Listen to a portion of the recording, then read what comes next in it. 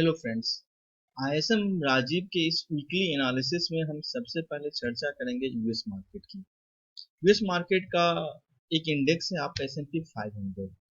तो आप एस&पी 500 की जब आप चार्ट देखेंगे और इसमें मैंने फिबोनाची रेशियो लगाया है, तो ये इसका जो लो था आपका मार्च में, वहां से लेकर के आपका जो अभी जो हाई था इसका 3580 के राउंड का, वहां से ये कितना रिवर्सल हुआ है। तो नॉर्मली बोला जाता है कि इसका जो पहला जो मतलब इसका गिरावट जो होगा वो 0.23 होगा, देन आफ्टर दैट 0.38, मतलब यहाँ यहाँ पॉइंट से रिवर्सल होने के चांसेस रहते हैं। तो मार्केट ने 0.230 को क्रॉस किया और मार्केट में एक छोटा सा रिवर्सल यहाँ से आया है। ये आपका एक मॉर्निंग स्टार पैटर्न भी दिखा रहा है कि यहाँ से रिवर्सल होने के चांसेस हैं। अगर S&P 500 में रिवर्सल होगा तो ऑब्वियसली बात है कि वर्ल्ड के सारे मार्केट में आपके रिवर्सल होंगे, जो कि हम आगे चर्चा करेंगे। तो मुझे लगता है कि अभी यूएस मार्केट में एक और पैकेज आने की संभावना है, जिसको लेकर के मुझे लगता है कि एक बार फिर से मार्केट जो है ना वो 3400 तक जाने की ये कोशिश करेगा। दूसरा, अगर हम बात करते हैं डॉ की, तो डॉ में भी सेम चीज है आपका, वही इसमें भी आपका मॉर्निंग स्टार पैटर्न बन रहा है और इस ये भी जो है ना आपका 0.23 पॉइंट तक आया था और यहीं से ये रिवर्स कर रहा है।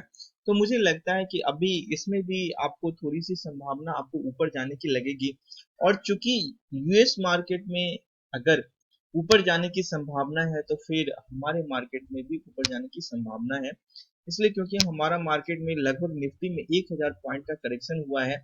और अगर हम बैंक निफ्टी की बात करें तो बैंक निफ्टी आपका 24,478 तक हाई मारा था और लो जो मारा है वो लगभग 20,400 तक मारा है। तो लगभग आपका यहाँ पे 4000 पॉइंट का करेक्शन यहाँ पे दिखा है।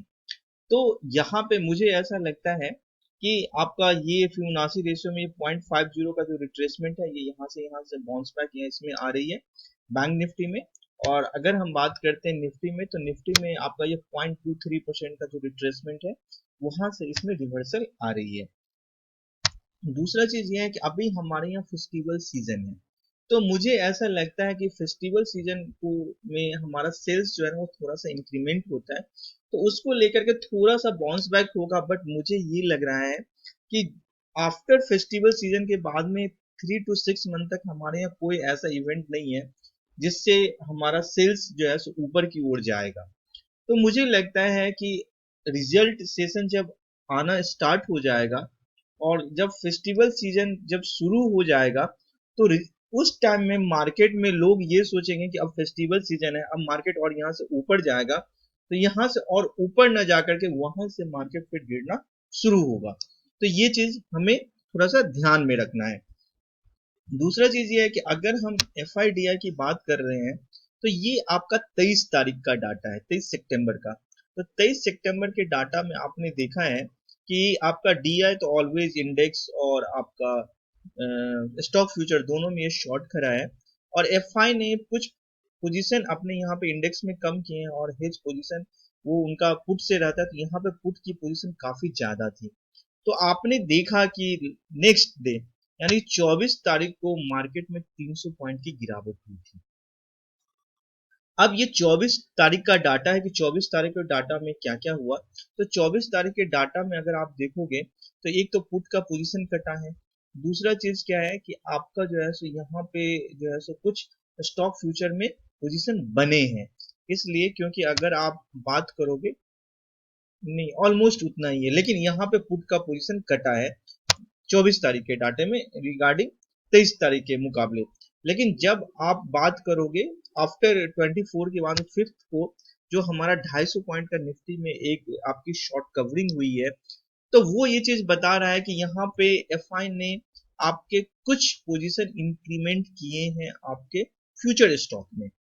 तो ये मार्केट को ऊपर यहाँ से लेके जा सकता है। तो मुझे लगता है कि मार्केट हमारा यहाँ से 11,200 को आराम से क्रॉस कर लेगा और देन फिर वो कोशिश करेगा 11,500 लेवल तक जाने को।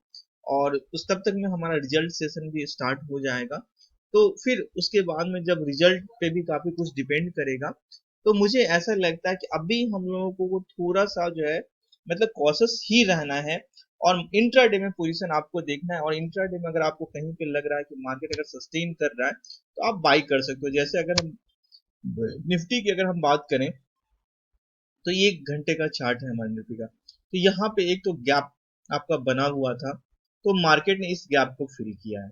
तो पहला चीज तो ये है।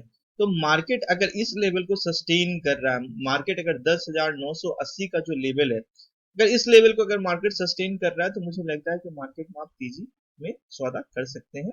उसका अब रेजिस्टेंस जो होगा पहला 11,200 का होगा, मैंने आपको पहले ही कहा था, और फिर धीरे धीरे करके इस अनुसार से हम लोग आगे बढ़ सकते हैं। ये हमारा निफ्टी का एनालिसिस है।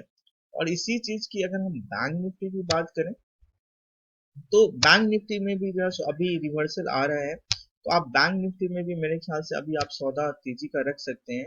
और अगर हम 1 आवर के चार्ट में बात करें तो बैंक निफ्टी का में भी इसने गैप को अपना जो है सो मतलब फिल किया है, और इसका रेजिस्टेंस जो बनेगा वो रेजिस्टेंस बनेगा पहला इसका 21,500 के अराउंड का इसका रेजिस्टेंस बनेगा।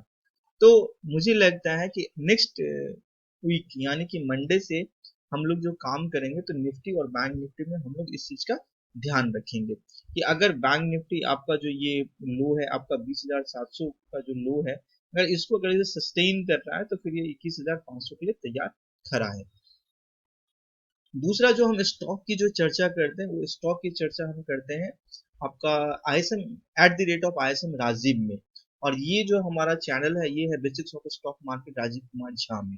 ठीक है, तो ये इतना तक Rajiv Kumar basics of stock market Rajiv Kumar Jha में।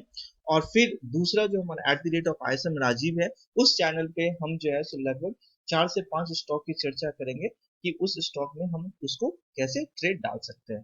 That's all. Thank you.